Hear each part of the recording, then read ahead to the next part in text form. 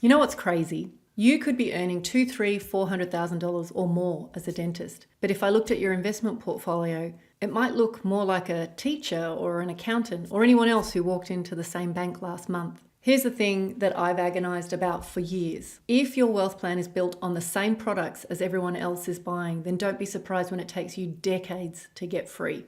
The ultra wealthy, they don't follow what I call the default menu. They think differently, they act differently, and they have access to opportunities that most of us have never heard of. And I'm not talking about attitude or mindset here.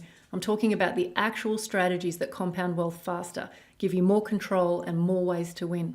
See, in Australia, to hit the top 1%, you have to be around $7 million net worth. But within that 1%, there's a massive discrepancy. You've got people who just scrape it over the line, and then you've got people worth hundreds of millions of dollars.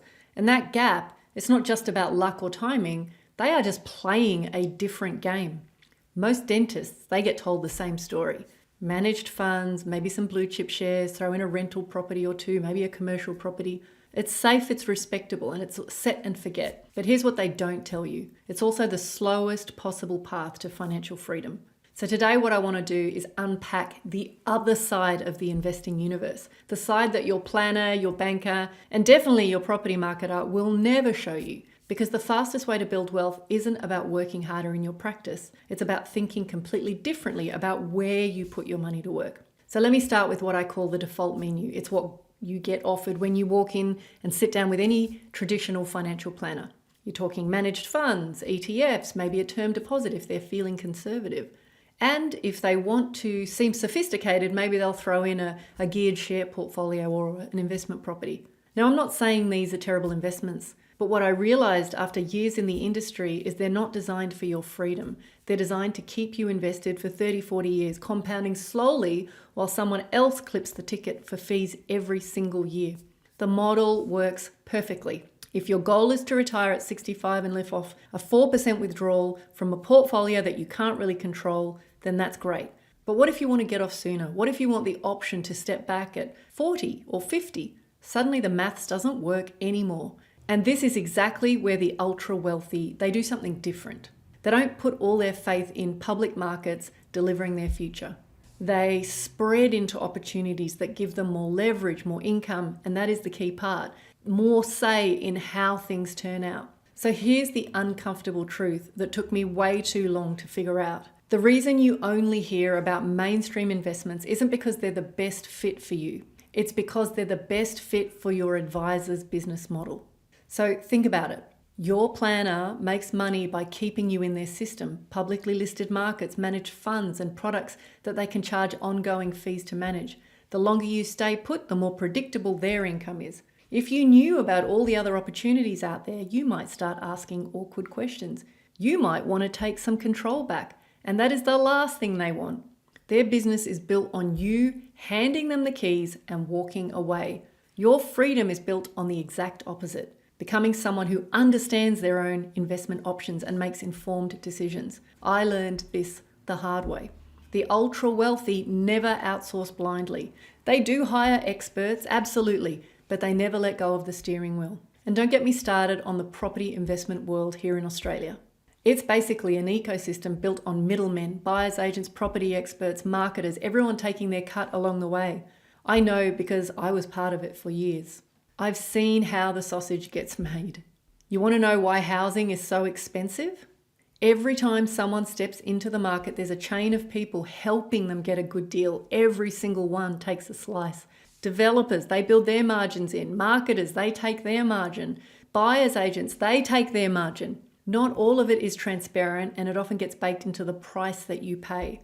But here's the crazy part. This system doesn't even exist in other countries, but in Australia we have made it normal. And the whole industry runs on fear. Buy now or miss out forever. And they pump that fear like it's going out of style, creating this urgency that wasn't there 5 minutes ago. And it drives people to overpay for assets that make everybody else rich long before they make you rich. The ultra wealthy though, they don't buy off the rack. They create their own deals, often in spaces average investors don't even know exist. So let me tell you about Mark. He'd been with the same private banker for over a decade. Every 6 months, the same meeting, quick performance chat, glossy report, same advice, stay the course.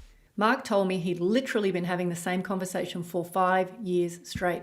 The returns looked fine on paper, but after fees and tax, they were nowhere near what he needed to actually change his life. And once we started chatting about private credit deals, small-scale syndications, Mark's portfolio began producing real income, the kind that actually changes his choices now and not in 20 years' time. Then there's Amy. Now, she owns her own practice outright. She's got no debt, super strong cash flow. But her planner had parked every spare dollar in a balanced fund that he controlled. No mention of commercial property, no discussion of income strategies that might require her to understand what she owned. And when we modeled even a modest shift into higher, better performing assets, that cut a decade off her timeline to financial independence. And she looked at me and she said, "Why didn't my planner show me this?" And the answer was brutal but simple. They didn't know about these strategies, and even if they did, they couldn't get paid for recommending them. So here's what is going to blow your mind. Everything I have just described, managed funds, ETFs, maybe a rental property, that's maybe 5% of what's actually available to someone with your income and borrowing capacity. And I'm not talking about exotic hedge funds or crypto moonshots. I'm talking about boring, profitable, cash flowing opportunities backed by property that have existed for decades. You just never knew they existed because nobody could make money showing them to you. Let me give you a taste of what I mean. So take residential property, plain old residential property. Now, maybe your planner mentioned a buy and hold, a rental, but that's like walking into a restaurant and only seeing the kids' menu. There's so many other options. There's small-scale developments where you turn dirt into multiple dwellings, subdivision strategies where you can unlock hidden equity, renovation to rent models. There's so many permutations even on resi property. Then we move to the alternative space, and I mean alternative investments only backed by real property. Then there's private credit where you can become the bank instead of being at the mercy of one. You can lend to developers, you can do bridging finance for settlements or lend to businesses with real assets as collateral. And those sorts of returns can make your term deposits look like loose change with timelines that you can actually control. Then we talk about commercial property, and that opens up another universe. Office buildings, warehouses, retail strips, either direct ownership or in syndicated deals where you pool together your money with other investors. So you get the right tenants, you get the right leases, and you've got income that increases every year locked in by contract. And here's where it gets really interesting.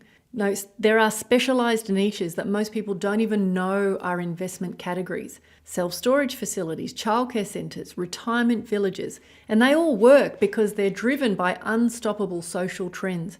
Downsizers, people needing storage, dual income families needing care, people accumulating more and more stuff. And the operators, the deal makers who understand these dynamics, they create high yield assets that are incredibly resilient. But the key point I want to make here is that within each of these categories, there are dozens of subcategories. So different structures, different risk profiles, different target returns. So we're not saying just buy commercial property. What we're saying is that there are specific niches that are very lucrative that are not commonly spoken of. Now, your financial planner showed you maybe 3 options from a menu that literally has hundreds of items on it. And every single one of those items could potentially change your wealth timeline. The ultra wealthy aren't just picking different investments. They're operating in a completely different universe of possibilities. A universe your advisor either doesn't know exists or doesn't profit from showing you. And the big idea is that you don't have to become the expert in these strategies, but you need to understand enough, then find people who are the experts and align with them. What I mean is ride their coattails. Here's what drives me crazy. Dentists are in the perfect position for this stuff. High income, strong borrowing capacity, ability to make meaningful investments earlier than most people. But those same qualities that should make you an ideal investor are exactly what the system uses against you. You're busy, you're time poor. And somewhere along the way, someone sold you the idea that financial planning is something you outsource completely and you never think about again. The ultra wealthy never let becoming busy become an excuse for staying ignorant. They build teams, they use networks, but they keep their decision making sharp and informed. Breaking out of the pattern doesn't mean going rogue and doing everything yourself. It means building enough knowledge to understand what's possible and then enough judgment to choose wisely. So here's how I think about the difference. Imagine a long-distance yacht race. Now, everyone starts with the same map, the same trade winds, the same destination. Most boats are going to follow the safe, well-marked shipping lane. Predictable winds, steady speed. That's your default menu. You'll get there eventually, but you'll be arriving alongside every other boat that took the exact same route. The ultra wealthy, they tack into currents that aren't on the tourist map. They ride wind patterns other people don't know about. They take calculated risks to cut delays, sometimes weeks off the journey. And they've got the navigational skills and the crew to do it safely. And they're not afraid to leave the crowd behind. Wealth building works the same way. The mainstream route seems safer, but it's slow. The alternative route requires more knowledge and skill, but the rewards can be extraordinary. So if this resonates with you, here are 3 mental shifts that will change everything. First, stop thinking safe means slow. Safe isn't about low returns. It's about well-structured deals that have properly managed risk. Second, learn before you leap. The fastest way to get burned in investing is jumping into the first shiny deal you see. Build your knowledge base before you commit any serious capital. And then number 3 is always follow the incentives. So what I mean is if someone is recommending an investment, ask exactly how are they getting paid. If they make more money steering you into one option over another, you absolutely need to know that. So look, the mainstream path to wealth works, but it works on a retirement at 65 timeline. If you're serious about bringing that forward, you need to look beyond the default menu. There's no magic bullet here, but there are faster ways, smarter ways. And they all start with you stepping into the driver's seat instead of handing the wheel to someone whose job it is to keep you in their lane. So, what I realized recently is that even if you understand all of those strategies, there's still something that holds high earners back from building serious wealth. It's not knowledge, it's not opportunity, it's the way we've been conditioned to think about money itself. So in the next episode, I want to talk about something that affects your practice, your investments, your whole approach to wealth building. It's called zero-sum thinking, and it is quietly sabotaging more dentists than market crashes and bad deals combined. I'm going to show you why this thinking doesn't just limit your income, it actually shrinks your wealth. And once you see it, you cannot unsee it. So if this episode got you thinking differently, the next one is going to completely flip your perspective on what's actually possible. And if you're interested in learning more about what's possible for you, please go and have a look at our website, freedomwarrior.com.au, and feel free to book a call to have a chat.